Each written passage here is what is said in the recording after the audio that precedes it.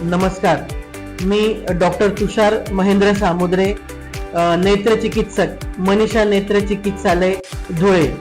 आजकाल आपल्याला माहीत आहे की डोळ्यांमध्ये कोरडेपणाचे प्रमाण हे खूप जास्त प्रमाणात वाढलेले आहे आणि रुग्ण आमच्याकडे ज्या वेळेस येतात कोरडेपणाचं कंप्लेंट घेऊन, त्यावेळेस आम्हाला रुग्ण असे सांगत असतात की आमचे डोळे दुखत आहेत, डोळे कोरडे आहेत, डोळे लाल होत आहेत, डोळ्यांमध्ये चुळचुळ होते, आगाग होते, डोळे खाजवत आहेत, ह्या प्रमाणाचं कंप्लेंट ते आमच्याकडे करत असतात।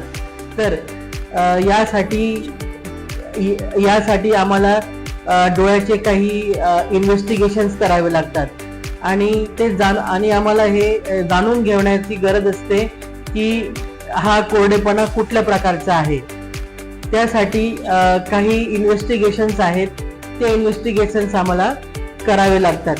तर यामध्ये काय असते की आपल्या डोळ्यातील जी टेअर फिल्म असते, त्या टेअर फिल्मचा आम्हाला सविस्तर अभ्यास करावा लागतो आणि यावरून आम्हाला लक्षात येते की हा कोरडेपणा कुठला आहे।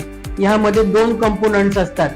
एक पहिला कंपोनंट असा आहे की डोळ्यातील पाण्याचे प्रमाण कमी असणे किंवा कमी होत असते आणि दुसऱ्या कंपोनंट मध्ये काय असते की डोळ्यातील चेऱ्याचे प्रमाण कमी होणे आणि काही केसेस मध्ये असं असतं की दोघं कंपोनंट्स एकत्रही असतात।